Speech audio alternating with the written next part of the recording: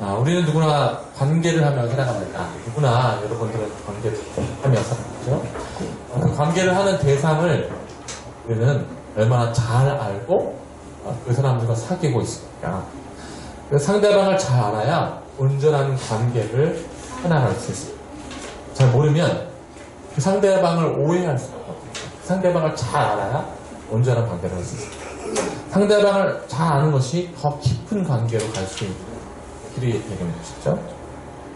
저는 어렸을 때 저희 어머니가 정말로 과일을 싫어하시는 것 같았어요. 왜냐하면 저희 어머니는 과일을 먹을 때 저와 저희 누나한테만 주시고 본인은 잘 안 드셨기 때문에 특히 요즘 같은 겨울철에 딸기들을 보니까 그 생각이 나는데 어렸을 때 그 딸기를 씻어서 주시면 저와 저희 누나가 한 바구니 다 먹으시고 저희 누나가 둘이서 막 개걸스럽게 먹고 둘이서 경쟁하면서 먹었던 기억이 나요.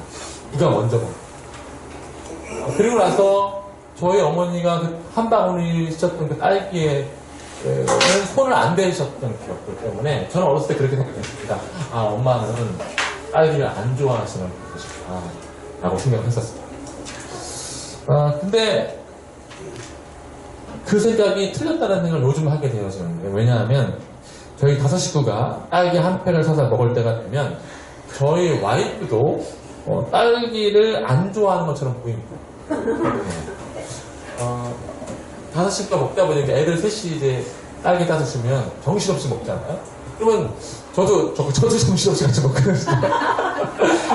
그러면 이 새놈과 함께 저까지 먹어대니 그 엄마가 양보를 해야 되는 것이죠. 저희 어머니가 딸기를 안 좋아하시는 것이 아니라 이 땅의 모든 어머니들이 이 땅의 모든 어머니들이 자식들 생각 때문에 딸기를 안 좋아지게 되는 것입니다. 그게 모든 이제 우리가 알고 있는 어머니, 아버지의 모습이죠. 근데 이걸 이제 상대방인 이 자식들이 알아야 되는데 지금 우리 어린아이들이 몰라요. 한만 얘기해줘도 한만 잘 모르죠. 20대도 몰라. 언제 아느냐? 자식들을 키우고 그때 돼서야 그때 엄마가 왜 딸기를 안 좋아했는지를 그때 한참 지나서야 그 상대방의 진정한 마음을 알게 됐고요. 지금은 모르요. 이게 이 관계가 그래서 일방적일 수밖에 없어요. 왜 일방적일 수밖에 없냐면 한 사람은 부모님은 자녀들 분명히 잘 알고 있고 자녀는 엄마 아빠라는 이름만 알고 있지 그분들이 어떤 상태로 그런 것을 양보하며 사는지에 대한 것은 몰라요. 관계가 일방적일 수밖에 없어요. 그리고 모든 관계가 이렇게 일방적으로 가면 온전한 관계가 됐어. 자, 여러분들께 질문해 보겠습니다. 여러분들이 같이 살고 계신 그 남편을 얼마나 잘 알고 계시며 아니면 그 아내를 얼마나 잘 알고 계시며 그 친구를 얼마나 잘 알고 계시며 그 직장 동료들을 얼마나 잘 알고 계시며 그 알지 못하는 상황에서 내가 그 사람들과 관계하고 있다? 그건 사실은 내 중심으로 관계를 하고 있다. 이렇게 물어볼 수 있습니다. 우리 예배를 드리고 있잖아요. 그럼 여러분들은 하나님을 얼마나 잘 알고 계십니까? 이게 가장 여러분들과 제가 지금 알아야 돼요. 예배 시간에 가장 중요한 내용이잖아요. 하나님을 어떻게 알고 계시며 얼마나 잘 알고 계십니까? 성경에서 오늘 하나님을 어떤 분을 규정하고 있는데 여러분들이 그렇게 알고 있는 하나님과 이 성경에서 말하고 있는 하나님이 얼마나 잘 맞고 있습니까? 오늘 본문에 하나님은 이렇게 말씀하고 있습니다. 요한일서 4장 1절에 맨 밑에 이 구절만 보면 이는 하나님은 뭐라고요? 사랑이심 God is love라고 하나님은 사랑이다 라고 말씀하고 있습니다. 하나님은 본질상 사랑이십니다. 왜 이 표현의 본질상이라는 제가 말씀을 했냐면 하나님은 사랑이시다는 이 말씀에 하나님은 본질적으로 사랑일 수밖에 없어요. 여러분 사랑이라는 것은 이 사랑이라는 감정은 혼자 존재하지 않습니다. 언제나 대상이 있을 때 그 대상을 사랑하는 것이 사랑해야만 그 감정이 생길 거잖아요. 사랑은 독립적으로 존재하지 않고요. 관계할 때만 어떤 대상을 관계할 때만 사랑이 존재합니다. 근데 우리가 알고 있는 것처럼 우리 하나님은 성부, 성자, 성령이 삼위로 계십니다. 이 삼위 하나님이 어떻게 하나로 존재하고 계십니까? 우리 삼위 하나님이 하나이신 걸 알고 있잖아요. 그럼 그 삼위 하나님이 어떻게 하나로 존재하고 있어요? 그래서 바로 삼위 하나님이 사랑으로 존재하실 겁니다. 삼위 하나님이 끊임없이 사랑의 운동성을 가지고 서로 사랑하고 있기 때문에 그 세 분이 하나이신 거예요. 그래서 그 분이 본질상 하나님은 사랑이실 수밖에 없어요. 성부 하나님이 성자 하나님을 끊임없이 사랑하시고요. 성자 하나님이 성령 하나님을 끊임없이 사랑하시고 성령 하나님이 성부 하나님을 끊임없이 사랑하시는 그 영원한 사랑의 운동력을 가지고 영원까지 사랑하시는 게가 우리가 알고 있는 삼위 하나님의 모습. 이게 하나님은 사랑이시다 이 내용이 하나님을 가장 잘 설명하는 내용입니다. 성부, 성자, 성령이 삼위 하나님이 사랑하시는 내용 안에서 하나님이 또 영원까지 사랑할 수밖에 없는 존재가 하나 있습니다. 그게 누군지 아세요? 영원까지 사랑할 수밖에 없는 존재.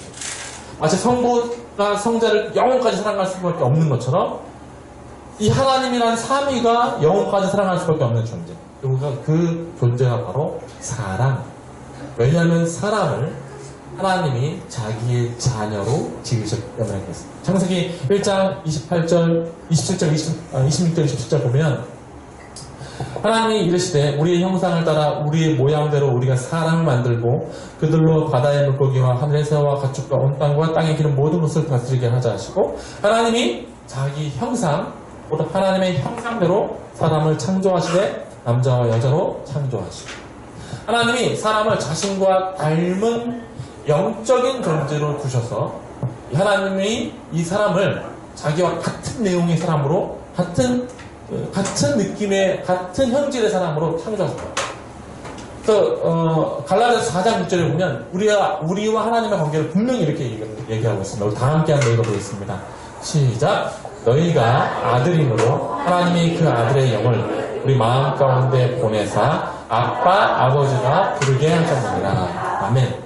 하나님과 우리와의 관계는 아버지와 자녀와의 관계입니다. 왜냐하면 하나님이 우리와 같은 영적인 존재로 우리를 징조합니다. 하나님과 같은 영적인.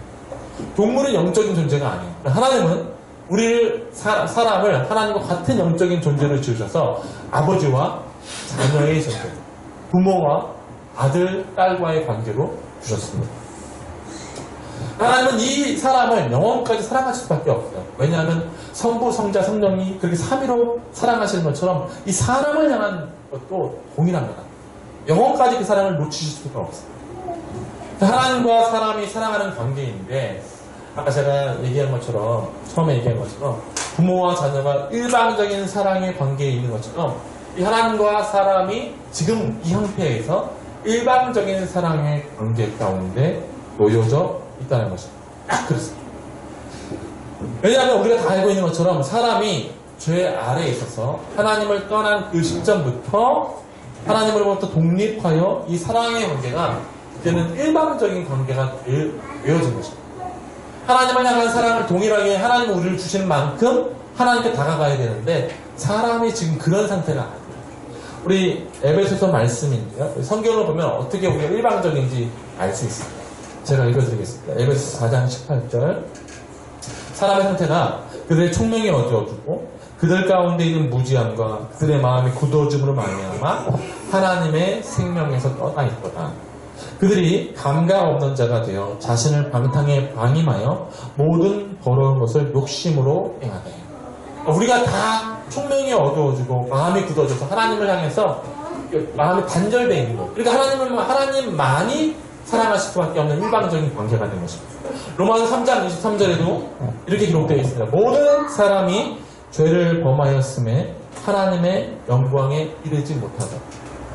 그러니까 모든 사람이 하나님의 영광에, 그러니까 하나님의 근처에 가서 함께 어울리고 싶어도 그 영광에 이를 수 없는 상태가 됩니다. 한마디로 하나님과 우리가 처음에는 같은 영적인 존재로서 아버지와 아들과 같은 존재였지만 지금은 하나님과 우리가 사람이 이질적인 존재가 되었습니다.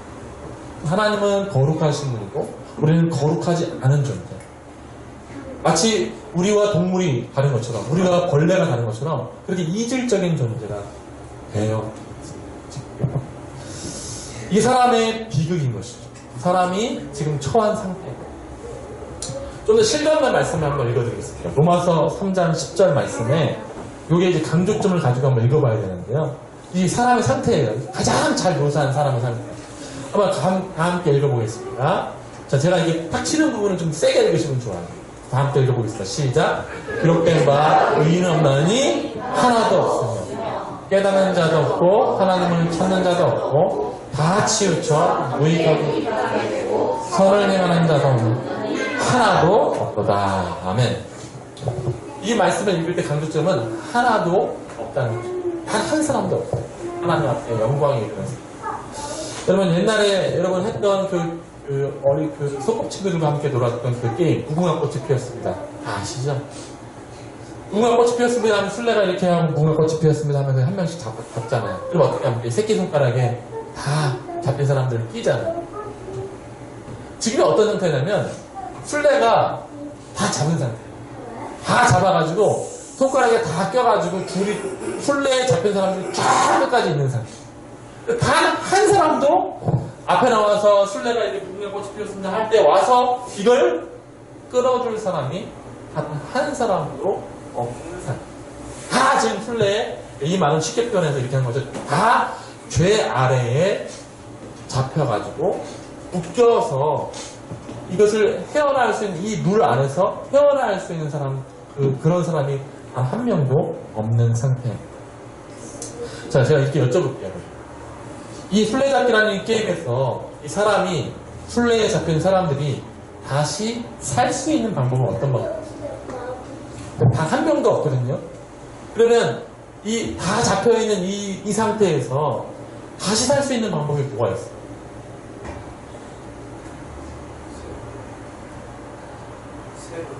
새로 하던 거. 끊어야죠. 새로 하는 거는 이제 다 드시는 거고요.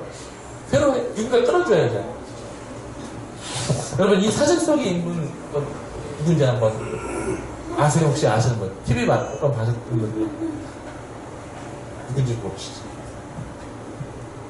이분은 전국 방방곡곡을 헤매는 분으로 유명합니다.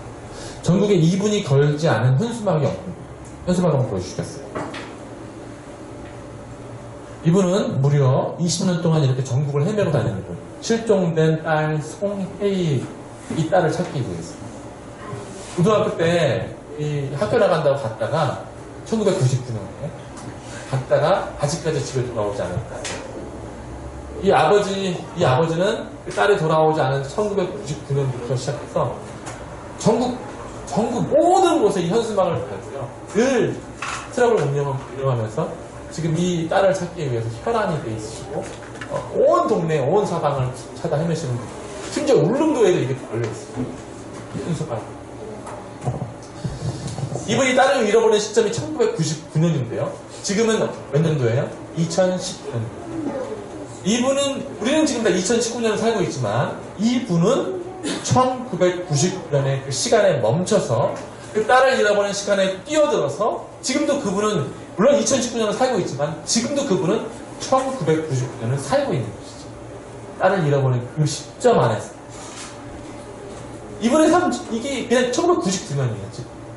2019년은 살고 있으면 있지만 그분의 모든 시간은 딸이 잃어버린 그 시간대에 멈춰서 그 딸을 향한 것 안에 살고 있는 거예요. 자, 이 관점 안에서 한번 보겠습니다. 이 관점 안에서 아까 우리가 다 죄 아래에 있다고 했습니다. 한 사람도 다 없다고 했습니다. 한 사람도 다 죄 아래 풀려난 사람이 없는 이 상태에서 그럼 하나님은 어떻게 하셔야 돼요? 하나님도 동일하시다는 거예요. 우리가 죄 아래에 묶여있는 그 시점부터 하나님의 시간도 동일합니다. 언제 시간?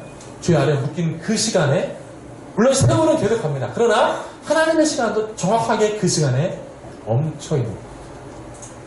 하나님이 그 시간에 멈춰서 그 딸을 잃어버렸던 그 시점처럼 그 시점에 이 아버지가 자기의 온 생애를 드린 것처럼 하나님도 우리가 죄 아래 멈춰있던 그 시간에 하나님이 직접 그 시간대로 오시기로 결정하십니다. 다 죄 아래 묶여있어서 누가 풀어줄 사람이 없는 그 시점에 이 게임 안에서 이 인생이라는 이 세상 안에 직접 찾아오셔서 죄 아래 묶여있는 사람들의 이 끈을 직접 끊으시기로 결정하신 것이죠. 오늘 말씀의 4장 9절 말씀에 나와 있습니다. 우리 요한일서 4장 9절 말씀을 다 함께 한번 읽어볼까요? 시작. 하나님의 사랑이 우리에게 이렇게 나타난 바 되었으니 하나님이 자기의 독생자를 세상에 보내심은 그로 말미암아 우리를 살리려 하신다. 아멘. 하나님께서 하신 일이 있는데 다 죄 아래 묶여있는 이 사람들에게 일방적인 사랑으로 지금 하고 있는 것이 있는데 그게 뭐냐면 그의 아들 독생자를 이 세상 가운데 보내시는 거예요. 보내셔서 우리를 잃어버렸던 그 시간으로 보내신 것이고요. 지금 다 묶여있는 그 장소로 하나님이 직접 오셔서 이 문제를 해결하시기로 결정하신 것입니다. 우리 한 사람 한 사람이 죄 아래 묶여서 진정한 사람의 가치를 알지 못한 채 죄의 묶임 속에 절망의 포로로 잡혀있는 그 상태에서 하나님이 먼저 사람의 삶의 현장에 직접 오시기로 결정하신 것입니다.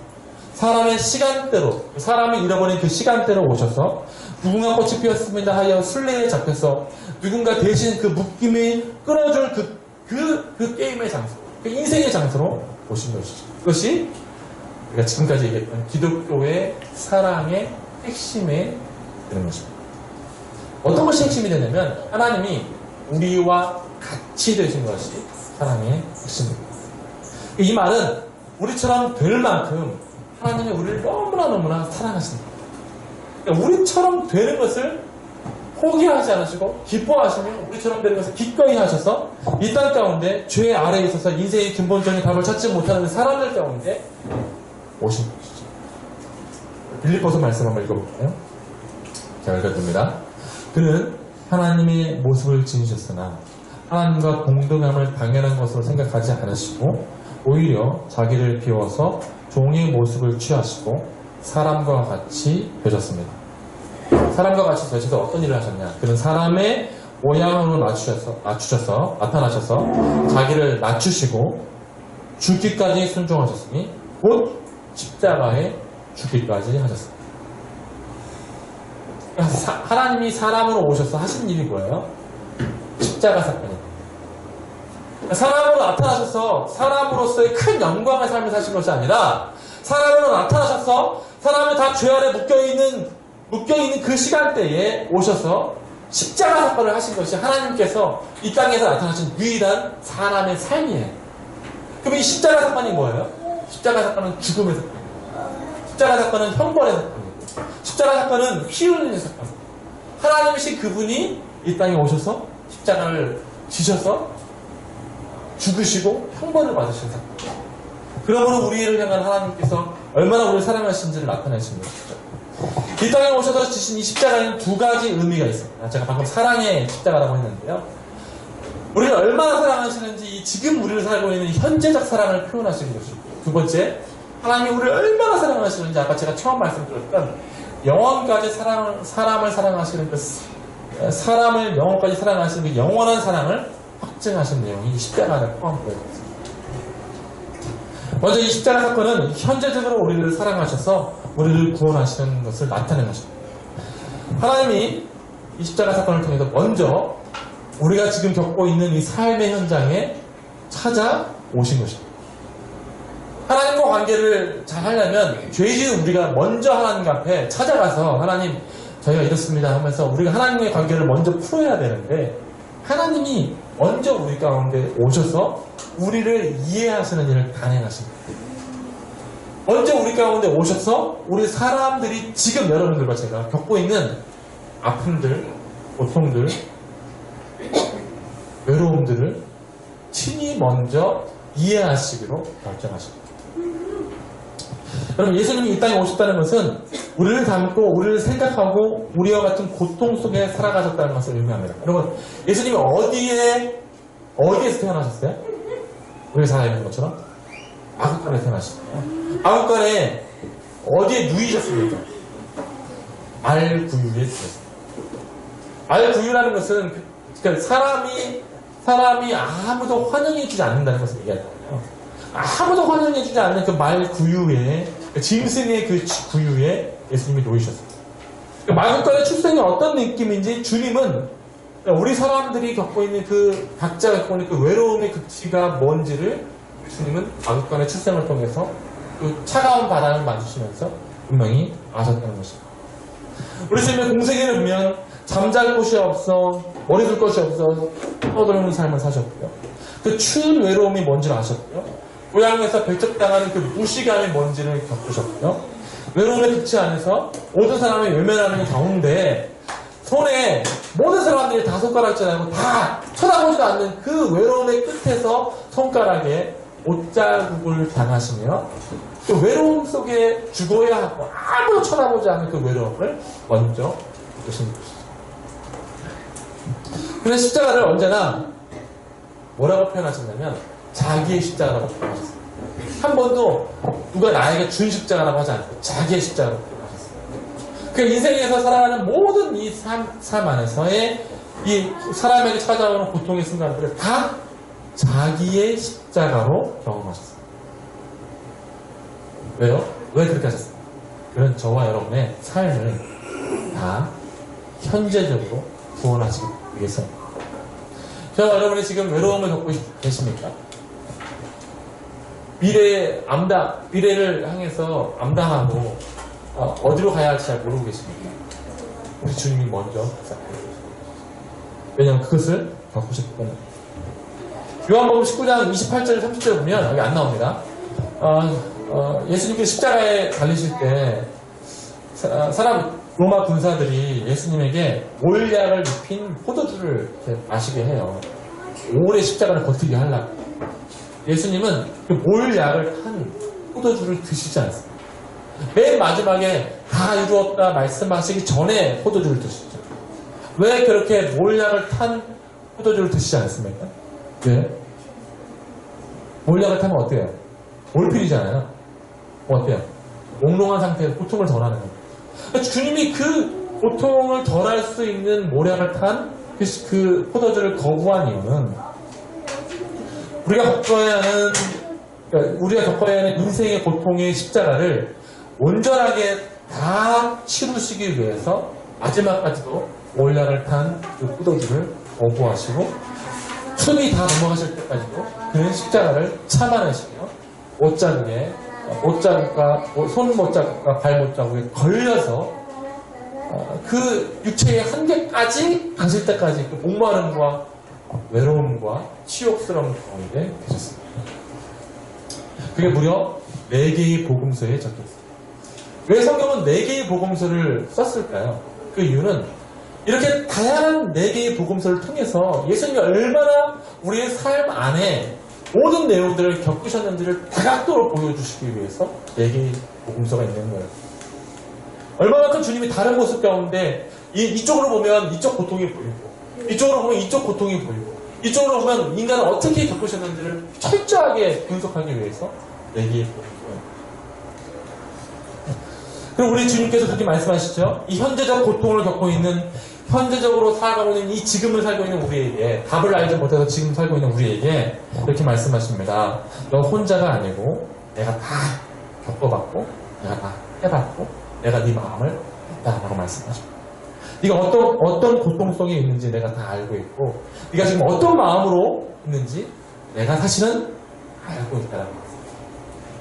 이게 하나님께서 우리를 사랑하시는 현재적 구원의 의미입니다. 우리가 기도하는데 여러분 어떤 근거로 기도하세요? 하나님이 그걸 알지도 못하는데 하나님은 안 아프신 분이잖아요. 근데 제가 아픕니다. 고쳐주세요. 하나님 안 아프신 분이 어떻게 그 고통을 알아요? 하나님 정확하게 알고 계십니다. 하나님이 그 외로움을 정확하게 알고 계시고 그 정신적으로 힘든 것도 다 알고 계시고 육체적으로 힘든 것도 다 알고 계시고 주님이 우리를 이해하셔서 현재적으로 지금의 우리를 구원하시게 됩니다. 히브리서 4장 15절 16절 말씀입니다.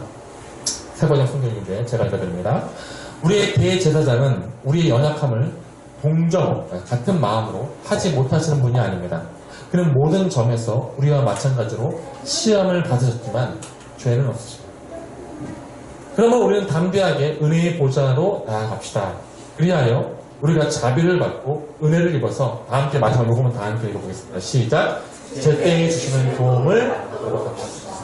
우리가 그 외로움과 고통의 현장에서 우리가 주 앞에 나아가고 간구할 때 우리가 자비를 받고 은혜를 입어서 제때에 주시는 우리가 겪고 있는 그 외로움과 앞과 미래에 대한 불안을 제때에 주님이 다 겪어보셨기 때문에 그 위로하시고 찾아가시고 만져주시고 하나님께서 우리를 향한 일방적인 사랑에서 보여주신 십자가 사건의 의미 왜 이 땅에 내려오셨는지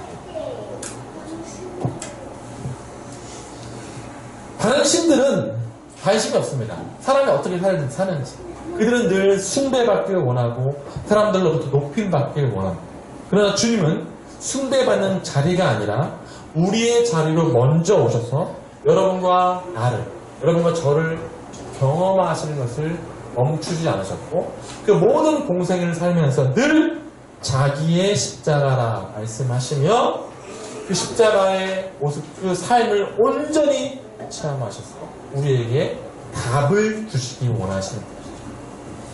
이 땅의 삶의 현장에서 고통 속에 살고 죄 안에서 답이 없는 사람 답을 주시고 이사야서 48장 17절 제가 읽어드립니다. 너희의 구속자시요 이스라엘의 거룩하신 이이신 여호와께서 이르시되 나는 내게 유익하도록 가르치고 너를 마땅히 행할 길로 인도하는 내 하나님 여호와라. 하나님 우리에게 현재적 고통에 지금의 고통에 답을 주시는 이 길을 인도하는 그 하나님이심을 여러분들 믿으시기를 주의 이름으로 축원합니다. 지금 여러분들이 알고 있는 여러분들이 좀 체감하고 있는 그 현재적 지금의 고통을 하나님 앞에 길을 묻는 다 알고 계시는 그 하나님의 길을 묻는 그런 믿음의 사람들이 되어야 하죠. 그게 믿음인 거죠. 다른 게 믿음이 아니에요. 두 번째로 하나님은 우리 하나님은 십자가 사건을 통해서 우리를 영원처럼 살아가는 것을 확증하셨습니다. 영원한 구원을 약속하신 것이죠. 우리가 잘 알고 있는 아주대 중증 외상센터 누구죠? 이국종 교수가 이런 말을 했습니다. 멋있는 말을 했어요. 이분 참 멋있는 분인데 환자는 낸 돈만큼이 아니라 아픈 만큼 치료받아야 멋있죠 되게. 낸 돈만 환자는 낸 돈만큼이 아니라 아픈 만큼 치료받아야 한다. 여러분 이 말에 동의하십니까? 믿으시면 아멘. 왜 그렇습니까? 돈보다 사람이 더 가치 있기 때문에 그렇습니다. 그러나 이게 이상적으로 이게 멋있는 말이긴 하지만 이게 이상적인 내용으로 이 땅에서는 실현될 수가 없습니다. 왜 그렇죠? 왜 그래요? 이게 낸 돈만큼만 치료받는 게 어떤 것이 공평하기 때문에 그럼 누구는 하나도 안 내고 다 치료해주고 누구는 어떻게 할 겁니까? 지금 이 세상이 어떻게 진행되고 있냐면 공평하고 공의롭다고 생각하는 것들로 인해서 사람들이 그 일을 해나갑니다. 여러분 왜 우리가 더 좋은 학교로 가야 돼요? 그 이유는 더 좋은 학교 간 사람이 더 좋은 직장을 얻는 것이 공평하다고 생각하기 때문입니다. 이게 이 땅의 원리예요. 공평과 공의가 이 땅의 원리다. 그래서 낸 돈만큼 치료받는 것이 아니라 아픈 만큼 치료받는 것이 이상적인지는 알지만 그게 이 땅 가운데는 실현될 수가 없습니다. 그럼 더 좋은 복지사회로 가면 되겠긴 하겠지만 지금의 사회에서 치료될 수가 없어요. 낸 돈만큼만 치료받을 수 없는 거예요. 여러분 지금 인구 중에 몸이 안 아픈 분 계세요? 어딘가는 다 아프시잖아요. 이빨도 아프고 허리도 아프고 발가락도 아프고 머리도 아프고 하지만 우리가 치료받지 못하고 있는 이유가 뭐예요? 안 치료해 주니까 누가? 병원을 치료받기 위해서는 어떻게 해야 돼? 돈을 더 갖고 오라고 얘기하잖아요. 돈 안 내기 위해서 우리가 병원 안 가는 거잖아요. 은근히 아프면서도 그냥 참지 뭐 이렇게 해서 우리 살고 있잖아요. 이게 우리 현실이란 말입니다. 돈을 낸 만큼 치료받는 것이 공평이고 정의인데 우리 이사야 말씀에 보면 이게 그냥 있는 것이 아니라 이런 공평과 공의가 그냥 있는 것이 아니라 이게 다 하나님께서 이 세상을 지으신 원리예요. 우리 이사야에서 말씀 이 부분부터 읽어볼게요. 여기 나부터 한번 다 함께 읽어보겠습니다. 시작. 나 외에는 다른 신이 없나니 나는 공의를 행하며 구원을 베푸는 하나님 나 외에는 다른 이가 없느니라. 아멘. 여기에 보면 하나님이 두 가지의 내용으로 분명히 자기를 소개했습니다. 첫 번째 공의를 행하며 그 다음에 구원을 베푸는 하나님이다. 공의를 행한다는 것은 뭐냐면 공평하게 사람을 대한다는 거예요. 그렇죠? 공평하게. 그러니까 나에게 돈을 낸 만큼 치료를 받아야 한다. 그러니까 나에게 한 만큼 나도 너에게 구원을 준다. 네가 나에게 한 만큼 나도 너한테 한다. 이게 공의이고 공평이잖아. 자, 그런데 죄 아래 묶여져 있는 이 일방적으로 다 죄 아래 묶여 있는 사람들이 구원을 위해서 하나님한테 한 것이 무엇이 있을까? 한 게 뭐가 있을까? 그러니까 돈을 낸 만큼 치료받아야 되는데 우리가 하나님 앞에 드린 게 뭐 있어요? 구원을 받을 만큼 드린 게 뭐가 있어요? 죄인은 죄를 없애기 위해서 뭔가를 해야 되는데 우리 날마다 죄를 짓고 있는 이 죄 아래 살아가는 현장에서 죄 아래 진 사람이 그 죄 아래 있는 사람이 그의 치료를 위해서 지금 지불하고 있는 것이 하나도 없는 것이죠. 이 지불하고 있는 것이 하나도 없는 사람들에게 선언되어진 것이 있는데 로마서 3장 23절을 보면 6장 23절을 보면 죄의 결과는 사망이다. 뭘 지불해야 되는데 지불한 게 없잖아요. 그럼 죄의 결과는 사망. 이게 공평하고 공의로운 것입니다. 그렇죠? 맞는 거예요. 그럼 하나님께서 우리를 심판하시는 것이 당연합니다. 그래야 공의의 하나님이. 자, 우리 지우리가 어떤 것을 죄송합니다. 지우리가 제가 재판관인데 우리 지우리가 누굴 살인했어요. 살인. 누굴 죽였어요. 그럼 안 돼. 누굴 죽였어요. 제가 재판관이에요. 판사. 제 아들이 누굴 죽였다가 왔어요. 그러면 얘가 분명 죄인이잖아요. 이 죄값을 치르는 것은 살인죄는 분명히 다른 것밖에 없는데 살인죄는 사형밖에 없는 거예요. 그게 공의예요. 근데 만약에 제가 제 아들이라고 해서 1년형이나 2년형 그래 풀려줄게 하면 여러분 모든 사람들 보기에 그게 공평하다고 얘기할까요? 공평하지 않아요. 그러니까 공의를 정확하게 지키기 위해서는 죄가 있는 것은 반드시 죽어야 되는 거예요. 사형이 있는 거예요. 그게 공평한 것이고 공의로운 것입니다. 사람이 뭔가를 했다고 하면 괜찮겠지만 사람이 한 것이 없으면 죽어야 되는 것이죠. 이 공평을 걸거나 누군가 죽어야 되는데 이 누군가 죽어야 할 그 죽음을 누구에게 적용하시기로 한 것입니까? 아까 말씀해 보면 요한에서 4장 8절에 말씀해 보면 누군가는 죽어야 되잖아요. 아까 우리가 공의의 하나님이면 누군가를 죽여야 한다라고 했잖아요. 그런데 아까 이사야 말씀해 보면 구원의 하나님이라고 했는데 구원을 어떻게 하나님이 해주시는 것인가? 공의의 하나님 누군가를 죽여야 되는데 누가 죽은 거예요? 그러면 십자가에서 예수님이 죽은 거라. 십자가는 형벌의 사건이고 누굴 죽이는 사건이잖아요. 그 형벌의 사건과 죽음의 사건에서 누가 죽었냐면 예수가 죽었다. 누굴 대신에 죽은 거예요? 예수가 아예 죄 때문에 죽었다고 믿는 사람들을 대신해 죽은 거예요. 아무나 죽기 위해 죽은 것이 아니라 예수님이 하나님의 예수님을 보내시면서 십자가에 죽으시면서 십자가에 달려 스스로 자기 십자가를 지시면서 내가 죽을 때 이 형벌을 받는 이유가 여러분들과 본인들 때문에 이 형벌을 받는 것을 믿는 사람들을 대신해서 죽으신 것이죠. 그리고 믿는 사람들에게 뭘 적용하신 거예요? 구원을 적용하신 거죠. 형벌은 그러니까 죽음은 자기에게, 공의는 자기에게 적용하시고 형벌은 본인들에게, 사람들에게 적용하셔서 사람들을 살리신 것이죠. 하나님이신 예수님이 이 땅에 내려오셔서 하신 일이 그거밖에 없어요.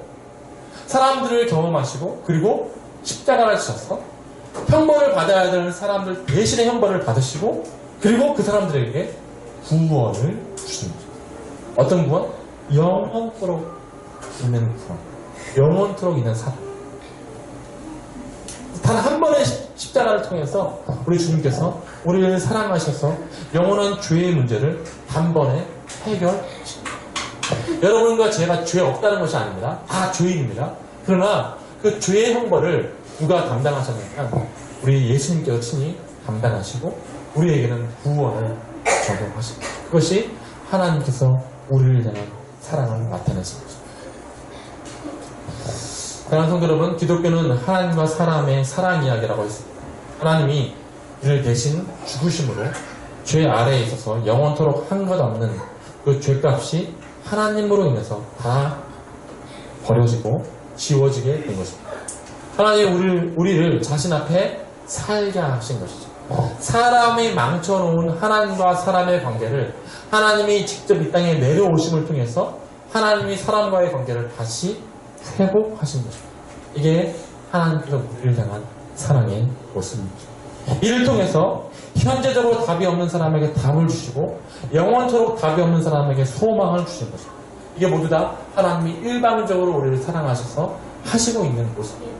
마치 지금 제가 아까 딸기 얘기했지만 부모와 자녀가 지금은 일방적인 사랑 가운데 있지만 언젠가 자녀가 컸을 때는 그 일방적인 사랑에서 이제 온전한 사랑을 갈 수 있고 지금은 하나님과의 관계가 그럴 수밖에 없습니다.